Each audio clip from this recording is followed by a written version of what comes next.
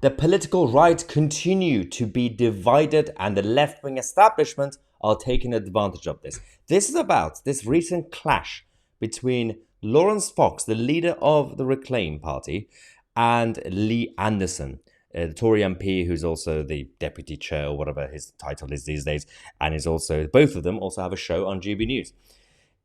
I'm going to be objective and I'm going to explain what's actually been going on with this clash because it's about Andrew Bridgen.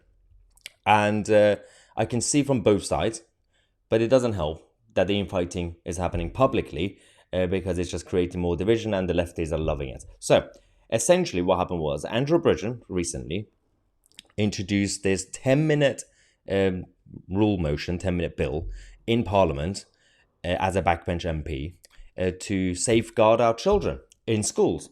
A very good cause. We all agree. Now, the point of these 10-minute bill rule motions is that you have the backbench MP creating that motion, and if enough MPs actually support the motion, then it goes through to actually start the debate and then actually turn it into a bill. So let's firstly go to Andrew Bridgen, then I'm going to explain what the whole problem is and this random massive argument that happened between these two sides.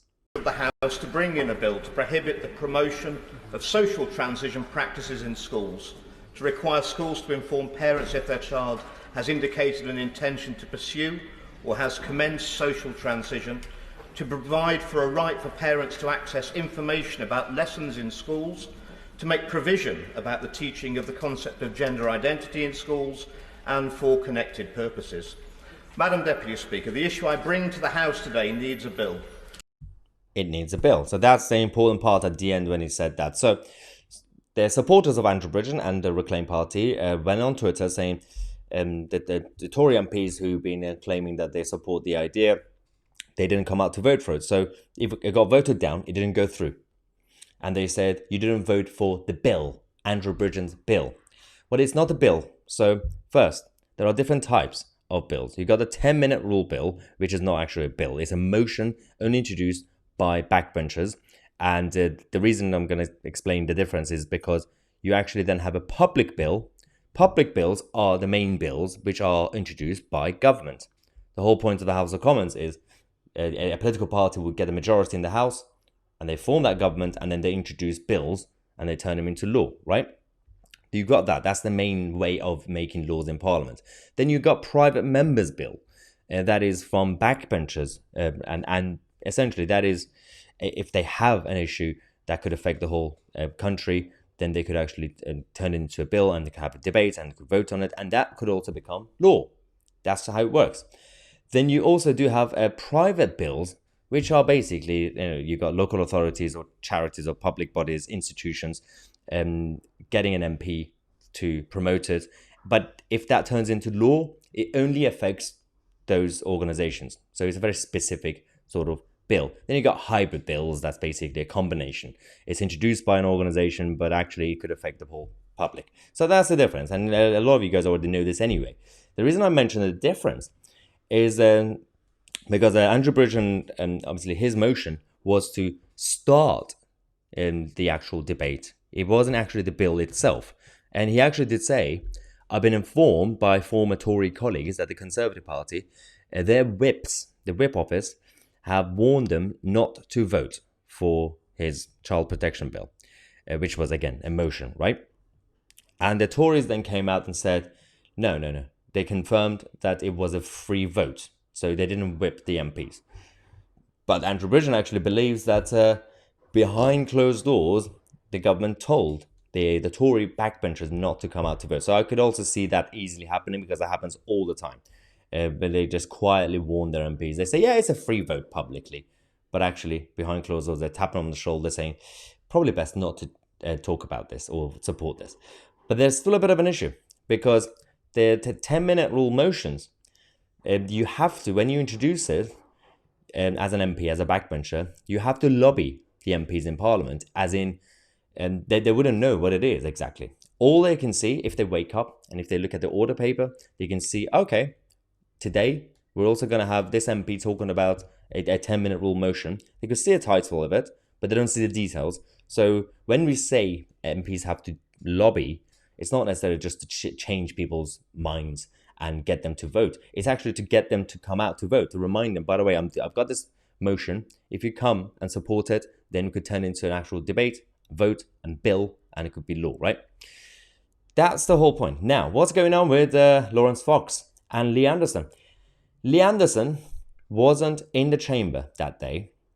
And so Laurence Fox, who's the leader of Reclaim and leader of Andrew Bridgen, basically, Andrew's boss, came out initially to actually say to Lee Anderson, would you support the same treatment for basically, they were talking about policing, but he actually asked, why did you not support Andrew Bridgen's bill to protect our kids? So the wording of that is obviously the supporters of Fox would think, okay, that's a bill. There was a bill in Parliament, and people like Lee Anderson, who claimed to be supportive of these issues, they didn't vote for the bill. Now, it wasn't the bill. But the problem with this was that Lee Anderson then replied, after a couple of times eventually, he said it was a 10-minute rule bill, so pointless. It doesn't turn into law, basically. And the work we are doing at the moment will go much further than your attempts if your party was really serious about this. Why didn't any MP get lobbied by you and your party? For the record, I agreed with Andrew, but we need to go further, and we will. And that is also a good point, because the 10-minute rule motion, it doesn't turning into an actual law, not by default. It's just a good way of saying, hey, we've got an idea, let's talk about this. Then Laurence Fox continued saying, if you agreed with him, why didn't you vote with him? That's a good point, right? I get that. And then Lee Anderson replied, then Laurence Fox again. This happened for a few days, by the way, a few days in a row over the last couple of days. Laurence said, do you support our bill to protect kids from social transitioning in schools? If so, how come you didn't vote? So he kept asking the same question, and Lee Anderson kept explaining it, and it kept going and going. And he said, I agree, it's dangerous and divisive. It's a serious issue, and he would not be playing politics on this subject. Look out for Miriam Cates, the sound Conservative MP, who will make the changes needed. So Lee Anderson once again tried to reply. Then Laurence Fox again came back. Sorry to bother you again, Lee, but I thought I'd give the fourth and final go. If, as you say, you support Andrew Bridgen, why didn't you vote in this bill to protect kids?